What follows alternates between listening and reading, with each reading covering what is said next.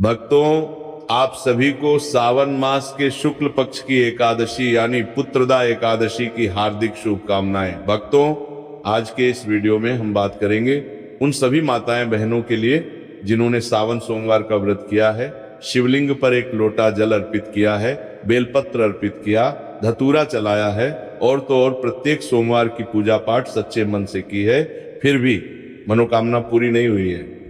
इसलिए आपके लिए एक और अवसर आया है, सावन मास की पवित्र एकादशी पुत्रदा एकादशी।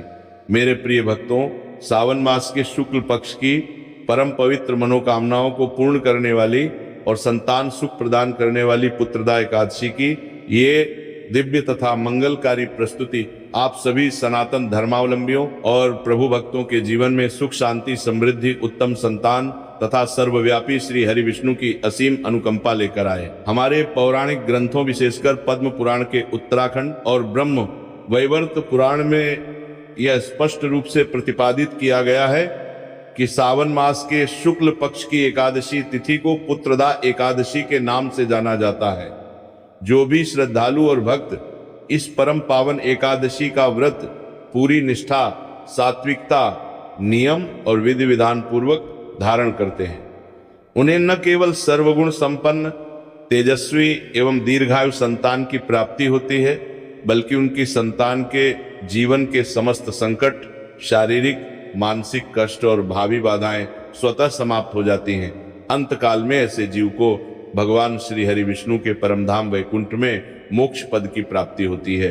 भक्तों, पुत्रदा एकादशी को लेकर हिंदू धर्म में बहुत ही कंफ्यूजन फैला हुआ है, बहुत ही भ्रम की स्थिति है कि इस एकादशी का व्रत कब रखा जाएगा, 23 अगस्त को या फिर 24 अगस्त को। अब कुछ लोग बोल रहे हैं कि 24 अगस्त को तो सावन का चौथा सोमवार है, भगवान शिव का दिन है, तो इस दिन एकादशी कैसे हो सकती है। तो आज इसी कंफ्यूजन को हम दूर करेंगे, साथ ही जानेंगे एकादशी की संपूर्ण पूजा विधि, व्रत नियम, एकादशी व्रत में क्या खाना है, क्या नहीं खाना है, पुत्र प्राप्ति, संपूर्ण जानकारी आपको इसी वीडियो में प्राप्त होगी। इसलिए वीडियो के अंत तक बन रहे भक्तों। वर्ष 2026 में चातुर्मास के इस अत्यंत पवित्र एवं ऊर्जावान कालखंड में, जब सावन का पवित्र महीना चल रहा हो और उसमें भी शुक्ल पक्ष की एकादशी का दिव्य संयोग निर्मित हो, तब जगत के पालनहार भगवान श्रीमन नारायण और धन धान्य की अधिष्ठात्री देवी माता लक्ष्मी की पूजा अर्चना एवं भक्ति करने का पुण्य अनंत गुना बढ़ जाता है। आज के इस विस्तृत और बृहद आलेख में हम पुत्रदा एकादशी के प्रत्येक गुण, रहस्य, शास्त्रीय प्रमाण, तिथियों की गणना तथा संपूर्ण पूजा पद्धति को बहुत ही गहराई से समझेंगे, ताकि इस महाव्रत का पूर्ण आध्यात्मिक और व्यावहारिक फल आपको प्राप्त हो सके। पुत्रदा एकादशी का आध्यात्मिक महत्व एवं शास्त्रीय आधार पर सनातन धर्म की परंपरा में एकादशी तिथि को हरिवासर कहा गया है, अर्थात वह समय जो पूर्णतः भगवान श्री हरि विष्णु को समर्पित है। जीवात्मा को परमात्मा से जोड़ने, मन के चंचल विकारों को नियंत्रित करने और संचित पाप कर्मों का क्षय करने के लिए एकादशी का उपवास एक अत्यंत सामर्थ्यवान सेतु का कार्य करता है। चातुर्मास के दौरान जब भगवान विष्णु योग निद्रा में लीन होते हैं, तब सावन का महीना भक्ति, तप और साधना का मुख्य केंद्र बन जाता है। सावन मास में भगवान शिव और भगवान विष्णु दोनों की ही संयुक्त कृपा पृथ्वी लोक पर बरसती है। पद्म पुराण में वर्णन आता है कि संसार के समस्त तीर्थों में जाकर स्नान करने से, वर्षों तक कठोर तपस्या करने से, स्वर्ण, भूमि एवं गोदान करने से तथा हजारों अश्वमेघ और राजसूय यज्ञों का अनुष्ठान करने से जिस महान पुण्य फल की प्राप्ति होती है, वह महापुण्य इस कलयुग में किसी भी मनुष्य को केवल और केवल सावन शुक्ल पक्ष की पुत्रदा एकादशी का व्रत सच्चे मन, पूर्ण श्रद्धा और नियम पूर्वक कर लेने मात्र से सहज ही प्राप्त हो जाता है। यह व्रत न केवल वंश वृद्धि करता है, बल्कि कुल के पितरों को भी तृप्ति प्रदान करता है। भक्तों, अभी तक अपने चैनल को सब्सक्राइब नहीं किया तो जरूर ही कर लें और वीडियो को एक प्यार भरा लाइक जरूर दबाएं, ताकि आपकी पुकार सिद्ध श्री हरि विष्णु तक पहुंच सके। साथ ही साथ चैनल को सब्सक्राइब करें, ताकि आने वाली नई वीडियो की नोटिफिकेशन आप पर सबसे पहले प्राप्त हो। भक्तों, वर्ष 2026 में सावन मास के शुक्ल पक्ष की पुत्रदा एकादशी की तिथि को लेकर पंचांगों और जनमानस में जो संशय की स्थिति निर्मित हो रही है, उसका मुख्य कारण स्मार्थ और वैष्णव परंपराओं की तिथियों की गणना पद्धति में अंतर होना है। भारतीय ज्योतिष और धर्मशास्त्रों में तिथियों के निर्णय हेतु दो मुख्य दृष्टिकोण अपनाए जाते हैं। इनमें से किसी भी परंपरा को अनुचित या शास्त्र विरुद्ध कहना पूरी तरह से अज्ञानता है, क्योंकि दोनों ही पद्धतियां अपनी अपनी जगह पूर्णतः शास्त्र सम्मत और पूज्य हैं। स्मार्थ परंपरा मुख्य रूप से उन गृहस्थों और सामान्य श्रद्धालुओं द्वारा अपनाई जाती है जो सूर्योदय के समय व्याप्त तिथि को आधार मानकर अपने व्रत त्योहारों का निर्णय करते हैं। जगत गुरु आद्य शंकराचार्य जी द्वारा स्थापित स्मार्थ नियमों के अनुसार यदि सूर्योदय के समय एकादशी तिथि विद्यमान है तो गृहस्थ उसी दिन व्रत धारण करते हैं। दूसरी ओर वैष्णव परंपरा उन साधकों और संप्रदाय दीक्षित भक्तों के लिए है जो एकादशी तिथि की सूक्ष्म शुद्धता पर विशेष बल देते हैं। वैष्णव मत में दशमी विद एकादशी यानी वह एकादशी तिथि जिस पर सूर्योदय से पूर्व अरुणोदय काल में दशमी तिथि का थोड़ा सा भी स्पर्श या प्रभाव हो, उसे पूर्णतः त्याज्य माना जाता है। वैष्णव केवल उसी एकादशी को स्वीकार करते हैं जो दशमी के वेद से पूरी तरह मुक्त हो और द्वादशी से युक्त हो। वैदिक पंचांग की गणना के अनुसार वर्ष 2026 में सावन शुक्ल एकादशी तिथि का प्रारंभ 23 अगस्त 2026 को हो रहा है और ये 24 अगस्त 2026 की प्रातः काल तक व्याप्त रहेगी। इस प्रकार सामान्य स्मार्थ परंपरा के अनुसार 23 अगस्त 2026 दिन रविवार को पुत्रदा एकादशी का व्रत रखा जाएगा। वहीं वैष्णव परंपरा की शुद्ध गणितीय गणना के अनुसार 24 अगस्त 2026 दिन सोमवार को दशमी के प्रभाव से पूरी तरह मुक्त शुद्ध पुत्रदा एकादशी मानी जाएगी।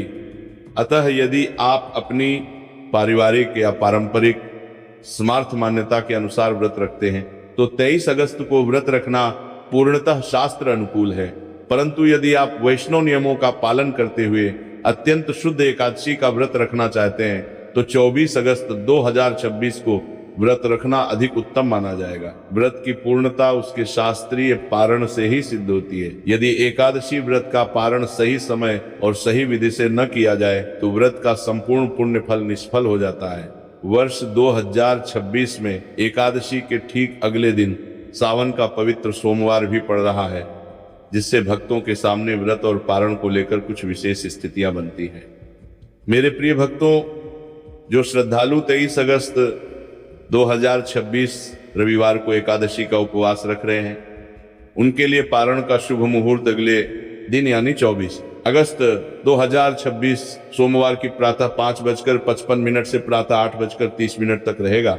अब क्योंकि 24 अगस्त को सावन सोमवार का महाव्रत भी है, अतः आपके पास निम्नलिखित 3 विकल्प हैं। प्रथम स्थिति फलाहारी पारण व सोमवार व्रत है।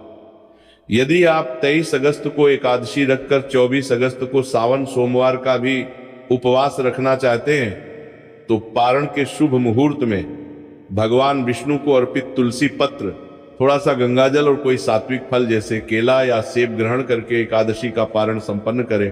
तत्पश्चात आप सावन सोमवार का व्रत सुचारू रूप से जारी रख सकते हैं। द्वितीय स्थिति निर्जला पारण। यदि आप एकादशी से लेकर सावन सोमवार तक लगातार निर्जला उपवास रखना चाहते हैं तो भी पारण मुहूर्त में केवल जल और तुलसी दल ग्रहण करके पारण करना अनिवार्य है। शास्त्रों के अनुसार तुलसी पत्र को खाद्य पदार्थ नहीं बल्कि श्री हरि का महाप्रसाद माना गया है, जिससे आपका एकादशी व्रत भी दोष मुक्त होकर पूर्ण हो जाएगा और सोमवार का निर्जला व्रत भी भंग नहीं होगा। तृतीय स्थिति साधारण पारण। यदि आप केवल एकादशी का ही व्रत रख रहे हैं और सोमवार का उपवास नहीं है तो 24 अगस्त की सुबह पारण मुहूर्त में सात्विक अन्न, तुलसी दल और जल ग्रहण करके अपना व्रत पूर्ण करें। और जो भक्त 24 अगस्त 2026 सोमवार को वैष्णव परंपरा के अनुसार पुत्रदा एकादशी का उपवास रखेंगे, उनके लिए पारण का शुभ समय अगले दिन यानी 25 अगस्त 2026 मंगलवार को प्रातः सूर्योदय के पश्चात द्वादशी तिथि समाप्त होने से पूर्व रहेगा। 24 अगस्त को एकादशी और सावन सोमवार का एक साथ होना हरिहर योग भगवान विष्णु और भगवान शिव का संयुक्त मिलन का निर्माण करता है। इस दिन आप प्रातःकाल एक ही संकल्प में भगवान श्री हरि विष्णु और देवाधिदेव महादेव दोनों की पूजा का ध्यान करके संयुक्त व्रत रख सकते हैं। दिन भर सात्विक फलाहार ग्रहण करें और 25 अगस्त की सुबह विधि पूर्वक पारण करें। पुत्रदा एकादशी के दिन भगवान श्री हरि विष्णु और माता लक्ष्मी का पूजन पूरी शुद्धता, एकाग्रता और भक्ति भाव से किया जाना चाहिए।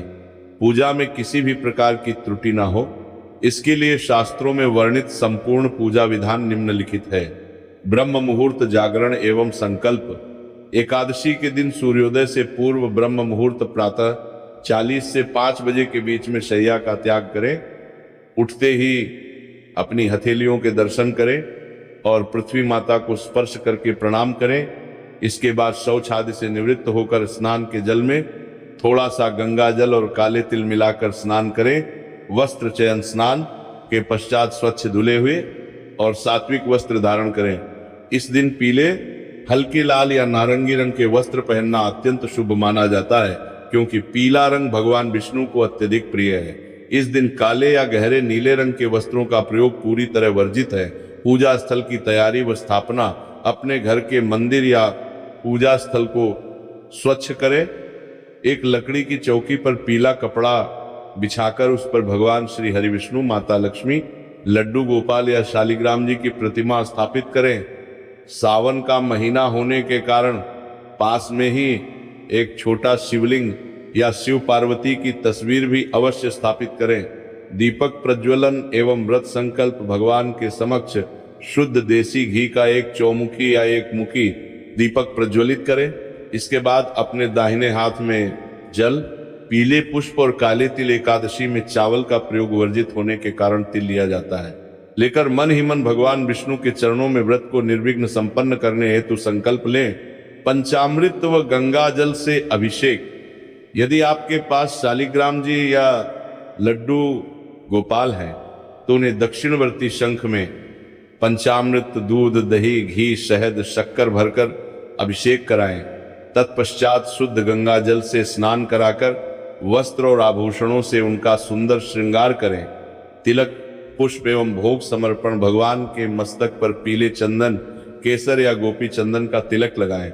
उन्हें पीले पुष्प, तुलसी की मंजरियां और तुलसी दल अर्पित करें। ध्यान रखें कि एकादशी के दिन तुलसी पत्र तोड़ना मना होता है, इसीलिए पूजा हेतु तुलसी दल एक दिन पूर्व यानी दशमी तिथि की शाम से पहले ही तोड़कर रख ले। भगवान को नैवेद्य में मखाने की खीर, बंजर अपने कानामनेटान, तुतु फल, माखन मिश्री और सात्विक मिठाइयों का भोग लगाएं। मंत्र जाप व आरती। पूजन के दौरान ओम नमो भगवते वासुदेवाय तथा सावन मास के कारण ओम नमः शिवाय महामंत्र की कम से कम 108 बार तुलसी या चंदन की माला से जाप करें। इसके बाद विष्णु सहस्त्रनाम या श्रीमद् भगवत गीता के एकादशी महात्म्य अध्याय का पाठ करें। अंत में कपूर और घी के दीपक से सब परिवार मिलकर आरती करें और क्षमा प्रार्थना करें। पुत्रदा एकादशी के महाव्रत में नियमों का पालन करना अत्यंत आवश्यक है। शास्त्रों में एकादशी व्रत के शारीरिक और मानसिक दोनों प्रकार के कड़े नियम बताए गए हैं। चलिए अब तो हम आपको बताते हैं कि एकादशी व्रत में आपको क्या खाना है, क्या नहीं खाना है, क्योंकि एकादशी व्रत में खान पीन को लेकर बड़ी सावधानी रखनी चाहिए, अन्यथा व्रत खंडित हो जाता है। क्या ग्रहण करें? सात्विक फलाहार। यदि आपका स्वास्थ्य पूर्ण उपवास या निर्जला रहने की अनुमति नहीं देता तो आप एक समय सात्विक फलाहार कर सकते हैं। आहार में सेब, केला, पपीता, दूध, साबूदाना, मखाना, कुट्टू या सिंघाड़े के आटे से बनी वस्तुएं ली जा सकती हैं। भोजन में केवल सेंधा, नमक और गाय के शुद्ध देसी घी का ही प्रयोग करें। क्या ना खाएं? पूर्ण वर्जित पदार्थ। दशमी तिथि की रात्रि से लेकर एकादशी के पूरे दिन और पारण तक लहसुन, प्याज, गेहूं, चावल, दालें, विशेषकर मसूर की दाल, बैंगन, मूली, कटहल, मांस, मदिरा और किसी भी प्रकार के तामसिक भोजन का पूर्ण रूप से त्याग होना चाहिए। चावल न खाने का पौराणिक कारण पद्म पुराण के अनुसार जब महर्षि मेधा ने अपने शरीर का त्याग किया था तब उनके अंग पृथ्वी में समा गए थे और उन्हीं अंगों से अन्न, विशेषकर चावल, अक्षत की उत्पत्ति हुई थी। जिस दिन महर्षि मेधा का यह अंश पृथ्वी में समाया वह एकादशी तिथि थी। अतः माना जाता है कि एकादशी के दिन चावल का सेवन करना महर्षि मेधा के मांस और रक्त का प्राशन करने के समान पाप का भागी बनाता है। वैज्ञानिक दृष्टिकोण से भी एकादशी के दिन चंद्रमा के प्रभाव से शरीर में जल तत्व की मात्रा बढ़ती है और चावल में जल अवशोषण की क्षमता अधिक होने के कारण मन चंचल होता है। अन्य वर्जित कर्म एकादशी के दिन पेड़ पौधों की पत्तियां तोड़ना, दातून करना, बाल दाढ़ी कटवाना, नाखून काटना, किसी की निंदा या चुगली करना, क्रोध करना, झूठ बोलना तथा दिन के समय सोना, दीवा स्वप्न पूरी तरह से वर्जित है। वर्ष 2026 में सावन मास के शुक्ल पक्ष की यह परम कल्याणी पुत्रदा एकादशी आप सभी के जीवन में आरोग्य, उत्तम संतान, सुख, शांति और श्री हरि विष्णु की असीम कृपा लेकर आए। पूरी निष्ठा और श्रद्धा के साथ इस महाव्रत का पालन करें। प्रिय भक्तों, सावन मास की इस परम पवित्र पुत्रदा एकादशी की महिमा कथा और शास्त्र सम्मत विधान को अपने जीवन में उतारें और भगवान श्री हरि विष्णु एवं देवाधिदेव महादेव की असीम कृपा प्राप्त करें। यदि आपको ये आध्यात्मिक जानकारी और शास्त्र सम्मत मार्गदर्शन उपयोगी लगा हो तो इस भक्तिमय संदेश को अन्य सनातन धर्म प्रेमियों के साथ अवश्य साझा करें और ऐसे ही गण आध्यात्मिक ज्ञान व्रत, त्योहारों की सटीक तिथियों एवं प्रामाणिक पूजा विधियों से निरंतर जुड़े रहने के लिए इस चैनल को तुरंत सब्सक्राइब करें। कमेंट बॉक्स में जय श्री हरि और हर हर महादेव लिखकर प्रभु के प्रति अपनी निष्ठा अवश्य प्रकट करें। जगत के पालनहार भगवान श्रीमन नारायण और माता लक्ष्मी आपके परिवार में सुख, शांति, समृद्धि और संतान सुख की अनवरत वर्षा करें। जय श्री हरि विष्णु। वीडियो के अंत तक बने रहने के लिए चैनल की तरफ से आप सभी का बहुत बहुत धन्यवाद।